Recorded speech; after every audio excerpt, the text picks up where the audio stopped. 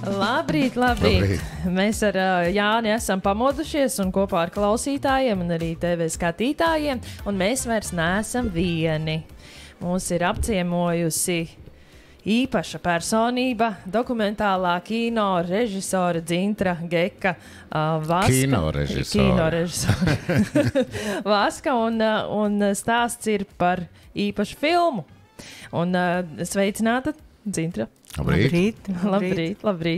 Un jūs esat, man subjektīvi šķiet tiešām dokumentālā kino režisore, kurā spēja atklāt dvēselisko pasauli un cilvēku stāstus, kuri iet tā kā cauri vēsturei un caur to cilvēku personību izzināt, liek mums arī un saprast, kā ir būt dzīvot dažādos laika griežos, un šajā reizē ir stāsts arī par dokumentālo filmu, par Haraldu Sīmani, dziesminieks un jūmiķis, un nesen piedzīvoja šī filma arī pirmizrādi, un ir bijušas ilgas stāvovācijas jums.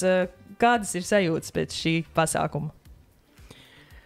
Sajūtas ir ļoti labas, tāpēc, ka katrs jau mēs laikam domājam, ka ir labi, kad skatītāji aplaudē, kad ir atzinība un kad ir tie īsie mirkļi, kas atkal ļauj gadus, mēnešus, dienas, pie filmas strādāt. Ir sevišķi montāžas periods mums ar Haraldu filmu bija kādi 6 mēneši ar nelieliem pārtraukumiem, un tad, kā man kādreiz teica draudzene Signa Baumane, un tad tu sēdi kinozālē un saproti, kad ir kaut kādi gadi ir pagājuši, un tagad ir 1 stunda, ir šī filmiņa, un tas beidzas.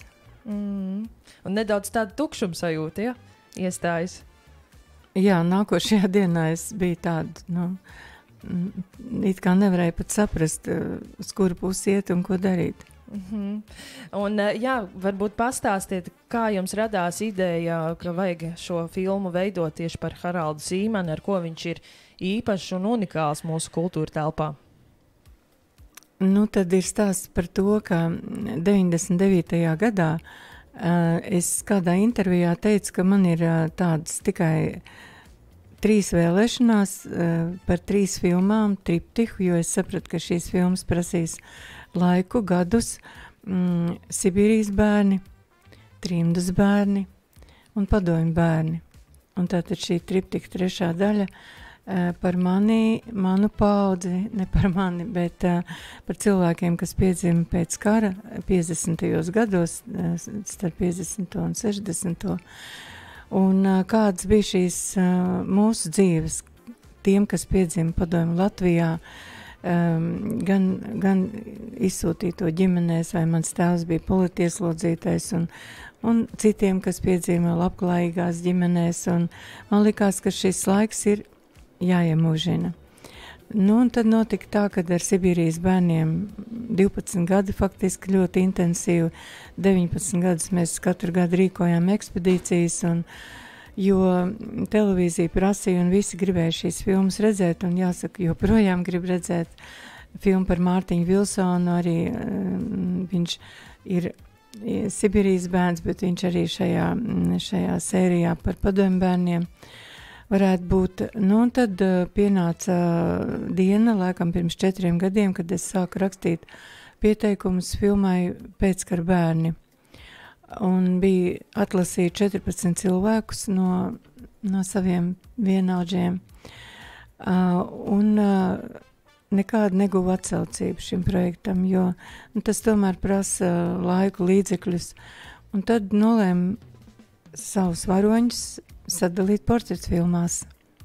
Pirmā filma bija Juris Jurijāns, un šis projekts guva atsaucību, un filmu izveidojām. Arī Mārtiņš Vilsons un Haralds Sīmans ir 3. filma. Tātad, ja Dievs dos nodzīvot vēl gadus un iespēju veidot filmas, tad varētu būt vēl kādas portretfilmas. Jā, un varbūt ieskicē to savu skatījumu un sajūtu par to, kāds ir, vēl joprojām mūsu sirdīs ir Haralds Sīmans. Un kas tiek filmā izcelts? Droši vien, ka kino kritiķi un filozofi un Un gudri cilvēki vienmēr spēj visu izanalizēt un salikt pa plauktiņiem, bet es vienmēr saku, ka režisoram ir jābūt iekšējam mazajam cilvēciņam, kurš tev saka to, pa labi, pa kreisi, un es uzticos tai savai iekšējai balsī, un es nevaru pateikt tieši kāpēc ir tas vai nav tas, jo mēs safilmējam daudz vairāk, protams, kā dokumentālā filmā, taču 20. gadā, kad sākām filmēt Haraldu, sākās arī Covids, un nebija iespējas vairākas reizes filmēt, kad mēs būtu gribējuši. Bet kas ir pamatā portretfilmai? Tas, ka cilvēks tev uzticās pa īstam, tas, ka filmas veidotājs šo cilvēku mīl kā cilvēku, kā personību. Un ir viena vai divas tādas pamata intervijas, kurā cilvēks patiesi izstāsta savu dzīvi. Un tad režisors, scenārija autors meklē epizodes, materiālus, kā šo filmu izveidot. Un mums bija tā, ka, kad Haralds aizgāja, tomēr negaidot priekš mums, viņš jau it kā viņam bija 22. gada nogalē grūti paiet, un ka viņš uzkāp uz skatuves, tad atkal viss bija labi. Bet pēc viņa aiziešanas mēs filmējam vairākas epizodes, kad viņa nav.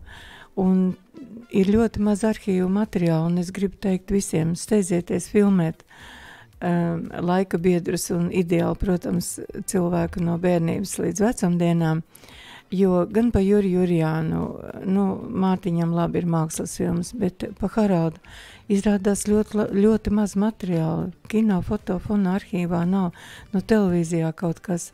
Tad es meklēju savus draugus amatierus, un vislielākais pienesums bija Ingvaram Leitim, kurš pacēla savu arhīvu, un tur daudz kas atradās, un līdz ar to filma, kad jūs filmu būvējat, tas jau ir tā kā dzīves organisms, kad ir, tagad mums atnāca tie daudzie jaunības kadri, 80. gadu kadri, un tad tās lielās epizodes, kas bija domāts, kad viņi vairs nav, viņas it kā palika mazākas, jo gribējās vairāk viņu redzēt, un arī šie jaunības kadri, viņi ir ļoti interesanti, un daudz jauni cilvēki saka, Johādi, es gribētu būt kādu brīdi tajā laikā, tajās radošās jaunatnes nometnēs, tajās strakulībās, jo mēs bijām tik patiesi un tik, tas, ka tu saproti, ka tu dari it kā kaut ko aizliegt, un ka to varbūt nedrīkst darīt, un kad pēc tam jau kaut kas būs,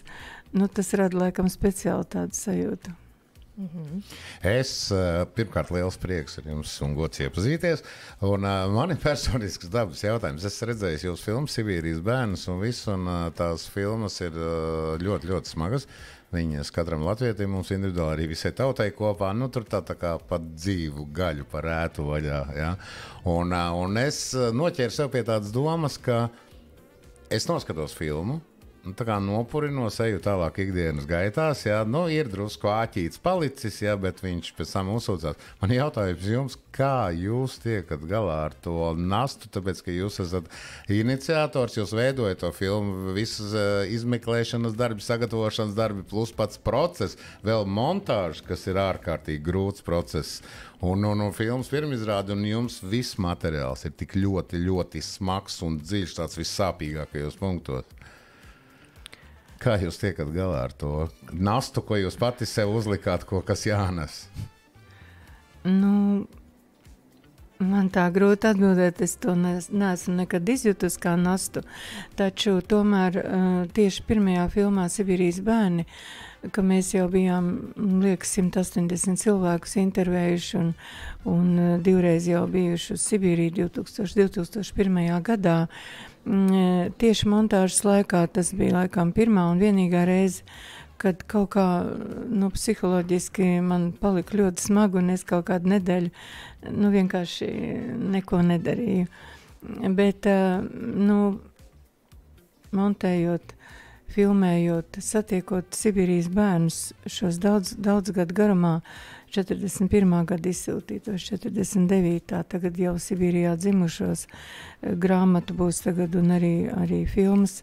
Ir arī ļoti liels prieks, un cilvēki viņi ir kļuvuši par ģimeni, par tuvākajiem draugiem, un droši vien, ja es pat nebūtu no tādas ģimenes, jo man vecāki, kā zināms, slēpās bunkurā 49. gadā, un tā es rados, tad varbūt tas būtu savādāk, bet mums jau katram ir savs kaut kāds kods, čips, vai ne?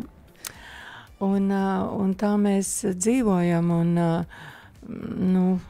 es nezinu, kā būtu. Es patiesībā, man ļoti patīk joki un man patīk humors. Un esmu pateicīga arī Armandam Zvirbulim, režisoram, kas daudz gadu garumā ir daudz Sibīrijas filmas montējis, braucis arī līdzi braucienos, un mēs dažreiz smējamies, ka mēs varētu uztaisīt kaut kādu īsu filmu par visādiem jokiem Sibīrijā, kas ir bijis ar visādiem dzīvniekiem, suņiem, zvēriņiem un mūsu visādiem arī, kā lai saka, apkritieniem, vai kas ir sevišķi pirmajos gados, kad jau bija pilnīgi nezināms, viss bija, ka tu aizbrauc, tur nav nekā, kuģis nav, tev saka, kad atnāks, tad būs, kam vajag, tas zina, naktsmājas nav. Tas bija sarežģīti, bet, ir arī jautri atcerēties. Tas jauki, kad arī humors klātesoši ir. Tam vienmēr jābūt ir blakus, un par tiem īstajiem cilvēkiem, kas īstajā laikā satiekās, mēs varam vienmēr būt pateicīgi, un jūs sacījāt, ka jūs to neuztverat kā nastu. Man gribās papildināt, tā ir jums vienkārši tāda dvēseliskā misija droši vien to darīt. Un arī saistībā ar Haraldu Sīmani, man šķiet, ka viņš kā personība bija kaut kur pāri laikam ar to savu dvēselisko pasauli, kaut vai ieraugot mikrofonu ierakstu to uzstāšanos ar šo dziesmu Ezers. Viss it kā apstājas, vai ne? Un liels paldies, ka šī filma ir radīta. Dzintra, pastāsti, kur mēs varam skatīties šo filmu, cik ilgi? Brīnumainā kārtā filma ir paņēmuši izplatītāju filma. Vienkārši jāizskatās internetā, jo es pati vakar nejauši ieraudzīju, ka viņu it kā rāda visur, un mums ir arī kinocentra atbalsts filmas izplatīšanā. Mums ir tagad septembrī jābrauc Gārs Latgalē un Ratkau centrs Daugavpilī un Ventspils un Kultīga un Liepāja un Valmiera un Madona un tad tur, kur mēs braucam, filmēšanas grupu līdzi, bet filmu rādīs, un es saprotu, ka arī Splendid Palace viņi rāda arī tagad vismaz 3 dienas, un tad viņi laikam skatās, viņi ir ielikti repertuārā, bet es labprāt visu aicinātu 7:30 vakarā. Splendid Palace ir filmas tāda, tā nav pirmizrāde, bet filmas izrāde, kur ir klāt kritiķi, vērtētāji, kur ir tikšanās ar filmēšanas grupu un var uzdot visādus āķīgus jautājumus. Un lūdzu, nākiet 8. uz kino. Es ticu, ka šo stāstu katram būtu vērts redzēt, it īpaši jaunajai paaudzei, jo caur šo filmu noteikti var arī saprast, kā jūs teicat, tos vēsturiskos laika griežus, kā tas ietekmē personību un dzīvi tad līdz šim, un kā tas mūs visus kopumā ietekmē. Un, protams, dvēseliskā pasaule noteikti tiks aizskarta, kā jau visās jūsu filmās un darbos. Paldies jums liels, Dzintra, un uz tikšanos. Paldies! Uz tikšanos, paldies!